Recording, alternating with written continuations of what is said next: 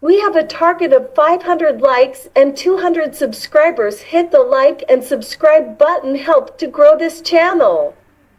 James, his sister Sally, and Mark, their best friend forever, were bored. They had played all day, but now that it was dark and difficult to see, they had nothing to do. They couldn't play soccer because they couldn't see the ball. They didn't want to go inside and play a game because it was a beautiful springtime night and they liked being outside, especially after having to play inside all winter long. They just didn't know what to do, and it was a little too early for them to go home. I guess I'll just go home, Mark said in a sad voice. "Aw, come on," replied James. "We still have time for another game of something." Then Sally said, "I have an idea. Let's play hide and seek."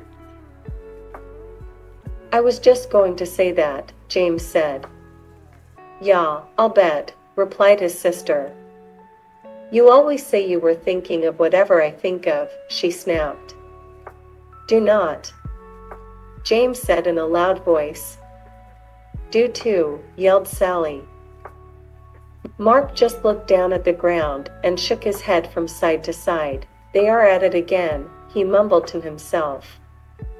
Then he yelled, "Okay, let's play hide and seek. I'll be the seeker." He turned, faced a big tree, closed his eyes, and started counting out loud. 100, 99, 98, 97. Sally and Mark stopped arguing, looked at each other, and ran off in different directions to find a hiding place. In the distance, they could still hear Mark count 4, 3, 2, 1. "Ready or not, here, I come." Then he turned and began looking for places where they could be hiding. Finding Sally was easy. She always ran off and then circled back, so she would be close to base, the safe place to get to before being tagged. Mark looked for the biggest tree and ran towards it, but she wasn't there. "I'll bet she's behind that big bush," he said to himself. So he ran to it and was ready to tag her. But she wasn't there either. As he turned around, he saw James running towards base and darted after him. Just before he touched James' shoulder, James tagged the base and yelled out, "Safe." "Did you get Sally yet?" James asked. "No," said Mark. "I haven't been able to find her, and it's getting late and we need to be heading home." So both boys yelled out, "Come on out, Sally, it's late." But there was no reply, not even a little snicker from somewhere in the darkness. They yelled again, "Come on out, Sally, it's late." Still there was no reply from Sally. They began to worry and started searching for her. As they walked around the area, they called out, "Sally, come on, we give up, you're safe." But no matter where they looked, or how much they called out, Sally was wondering what had happened. All she could remember was crawling under the big trunk of a fallen tree to hide. Now, as she looked up, she saw several stars through a small hole above her head. She had fallen into a hole when she crawled under the tree trunk. "Help!" she yelled and heard her voice echo throughout what must have been a cave. "Help! Help! Help! Help!" "Did you hear that, James?" Mark said excitedly. "Sally just yelled for help." "Keep yelling, Sally," James screamed. "That way we can find you." Sally heard her brother and kept screaming. After a short while, the boys were standing next to the big tree trunk. "Hey, are you stuck under this tree?" asked James. "Kind of," Sally yelled. "When I crawled under it to hide, I fell into a cave. Please help me. I'm scared. It's dark and I can't get out." Mark said, "James, you stay with Sally and I will go get my dad." Then he dashed off into the darkness. "Don't be scared," James said. "I am right here with you." No, you're not, Sally sobbed. You're up there, and I'm down here. As Sally turned in the darkness of the cave, she bumped into something, screamed, and began to cry. What's wrong? James yelled. There's something down here with me. Sally replied in a shaky voice. Just then, Mark and his dad came, running through the woods. Mark's father knelt down and asked Sally if she was okay. He could hear her crying and sobbing. Sally, are you hurt? He asked. No, she said, but I'm scared and there is something down here with me. Stand back, Sally. I am lowering a rope and will be down with you in a second. Mark's dad tied the rope to the tree, found the hole under the tree trunk, wiggled a bit, and lowered himself into the cave. Sally could see him coming down the rope and stopped crying. Not only was he there, but the cave became brighter from the beam of his flashlight as it danced across the cave's floor and walls. As he reached the floor of the cave, he shone the light on Sally and gave her a big hug. Don't be frightened, he said. I'll have you out of here in no time. Then he shone the light around and saw that she had fallen into a small cave, and very close to her, in the middle of the cave, was something wrapped in layers of old blanket. Mark, James, there's something down here. I am going to tie it to the rope and I want you to pull it out. Okay, they replied.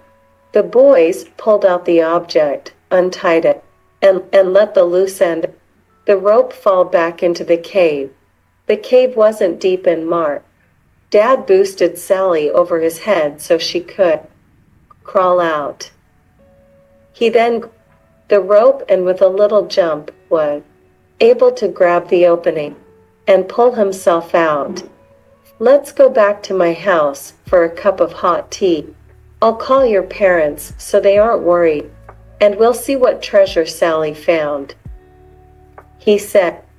When they got to Mark's house, they sipped their tea and began unwrapping the treasure.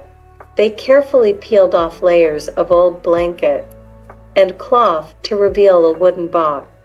They slowly opened it and stared in amazement. Oh my, Sally said in disbelief. I don't believe what I am seeing. The boys and Mark's father just stared. Inside the box were jewels of every color you could imagine. There were diamonds, rubies, sapphires, and emeralds. Of all shapes and sizes intermixed, they could see several gold coins and strands of pearls. We're rich, the boys screamed. Not quite, interrupted Mark's father. Someone could have lost this, and I don't think you should plan on spending any of it until we find out a little more. Besides, Sally found it. I'll share it, Sally said happily. That's nice, Sally, replied Mark's dad. But the right thing to do is contact the authority. The next day, the four of them and Sally's mother drove to the police station, explained what had happened, and gave the treasure to the police to hold while they conducted their investigation. They left the police station sadly, and even the double-dipped ice cream cone Mark's father bought for them didn't make them smile. They drove back in silence. Several weeks passed with no word from the police. Then, one evening, Mark's father called James, Sally, and their parents. The police just called in. I think you should come over right now, he said. I'm afraid there is bad news about the treasure.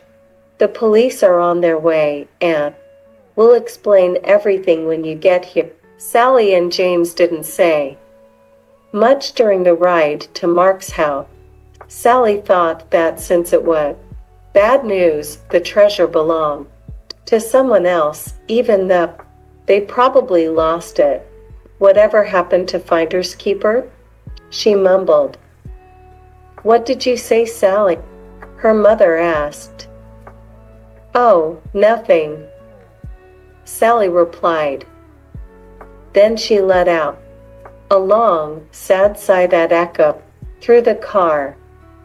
When they arrived at Mark's house, the police were there with the treasure box. As Sally entered, the captain introduced himself and said, Sally, this is yours. Your parents need to sign some papers, but the box and its contents are yours. Sally, Mark, and James shrieked with joy and danced around the room. Then Sally said, What is the bad news? The captain smiled and said, The treasure is worth more money than you can imagine, and with your newfound wealth comes great responsibility. Sally didn't quite understand what the captain was talking about, and right now it really didn't matter. Mark asked, Are you going to share? Of course, Sally said. If you and James didn't help me, I might still be there. Several days later, Sally asked everyone over to her house. I have decided what to do with the money from the treasure after it is sold, she said. I am giving 1/6 to our mom and dad, 1/6 to Mark's mom and dad, 1/6 to Mark, 1/6 to James, and 1/6 for me. There is an extra 1/6, Mark proudly stated. He loved math and was right on top of Sally's calculations. No, there's not, Sally said. Is 2, James said. Is not, Sally said in an angered voice. Just as Mark was going to say, They are at it again, Sally said, This is why there isn't an extra 1/6. I am giving it to the local charity, so it can be given to those less fortunate and in need. Her mother and father said it was a caring and responsible thing to do. They were very proud of her and knew that she understood what the captain meant when he had turned the treasure over to her just days before.